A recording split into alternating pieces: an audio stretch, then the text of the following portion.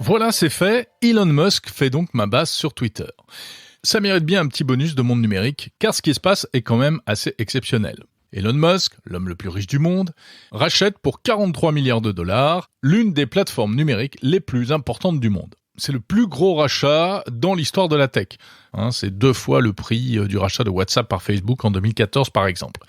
Mais au-delà de ce gigantisme financier, il y a surtout la question de savoir à quelle sauce nous allons être mangés, nous, pauvres utilisateurs, partout dans le monde, y compris en France.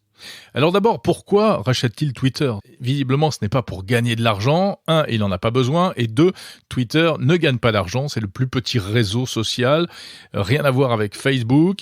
Il a du mal à monétiser son contenu et même à trouver son modèle économique depuis toujours. Mais en revanche, Twitter a acquis à travers le monde, c'est une banalité de le dire, une énorme influence. Et Twitter, c'est devenu l'agora mondiale, l'agora 2.0 comme on dit. C'est un outil qui compte énormément dans le débat public dans de nombreux pays, notamment en France. Twitter, c'est là où s'expriment les responsables politiques, mais également tous ceux qui ont quelque chose à dire et qui ont envie de dire quelque chose. Alors évidemment, il y a le pire et il y a aussi, malgré tout, il ne faut pas l'oublier, le meilleur sur Twitter. Car si ce n'est pas un média de débat, c'est en tout cas un média d'échange de points de vue et de brassage d'idées. Twitter, c'est le média du 21e siècle par excellence. Ce n'est pas un vrai média traditionnel, mais c'est tellement un outil d'information qu'on n'en est pas loin. Alors c'est cohérent, il s'achète un média de l'ère numérique, comme Jeff Bezos, le patron d'Amazon qui avait racheté le journal Washington Post. Il s'achète de l'influence, on pourrait dire, et d'ailleurs certains lui prêtent à Elon Musk carrément des visées politiques. Maintenant, que va-t-il en faire ? Il ne pourra pas faire de Twitter son porte-voix personnel, bien évidemment. Mais il laisse entendre qu'il va quand même le transformer en profondeur, car selon lui, quelque chose ne va pas sur Twitter. Elon Musk est grand utilisateur de ce réseau social. Il a d'ailleurs eu déjà des problèmes, avec des sorties de route assez phénoménales. Et il veut transformer Twitter pour lui rendre sa pleine maîtrise de la liberté. Le mot est lâché, la liberté d'expression, le free speech, et c'est là où cela peut commencer à faire peur. Car Elon Musk a une vision très radicale de la liberté et de la liberté d'expression. Il est ce que l'on appelle un libertarien, il se décrit comme un absolutiste de la liberté d'expression. Par exemple, qu'aurait-il fait avec Donald Trump après l'assaut du Capitole ? Est-ce qu'il aurait banni Donald Trump comme l'ont fait toutes les plateformes sociales à ce moment-là ? Twitter fait déjà très peu de modération, avec seulement 2000 modérateurs dans le monde pour plus de 300 millions d'inscrits.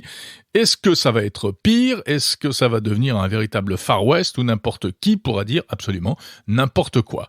Cela dit, attention, car Elon Musk pourrait bien nous surprendre. C'est d'ailleurs sa spécialité. Il nous a surpris avec Tesla, il nous a surpris avec SpaceX.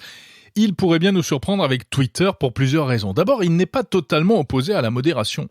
En réalité, il l'a prouvé, et surtout parce qu'il s'est retrouvé lui-même concerné. Comme le rappelle le New York Times, il a tenté à un moment de faire fermer le compte Twitter d'un adolescent qui suivait les déplacements de son jet privé. Et oui, on a beau prôner l'ultra-liberté, quand on est directement concerné par les effets pervers de la chose, on ne voit pas la situation de la même manière. Mais surtout, au-delà de ça, il faut se rappeler qui est Elon Musk. Ce n'est pas un intellectuel à la française qui coupe les cheveux en 4, c'est un homme d'affaires, un homme d'action, un visionnaire, un autiste Asperger, il l'a déjà dit et confié lui-même, qui vit un peu dans sa bulle, et surtout, c'est un provocateur. Un provocateur qui n'avait pas hésité, par exemple, à poster un montage photo montrant l'actuel patron de Twitter, Parag Agrawal, sous les traits de Staline. Alors malgré cela, il pourrait nous surprendre, Elon Musk, car il veut, il l'a dit, plus de transparence. Notamment, il veut rendre l'algorithme de Twitter complètement transparent. Et ça, précisément, c'est également ce que dit le nouveau règlement européen DSA. Ce n'est donc pas totalement antinomique.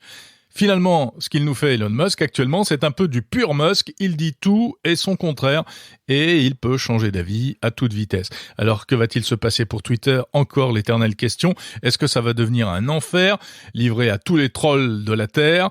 En réalité, la question se pose surtout pour les États-Unis aujourd'hui, mais en Europe, le fameux DSA qui entrera en vigueur l'année prochaine pourrait bien de toute manière canaliser très clairement les choses. Toutes les plateformes, quelles qu'elles soient, devront désormais se plier aux règles européennes, et donc Musk ou pas Musk, eh bien Twitter ne pourra pas faire n'importe quoi.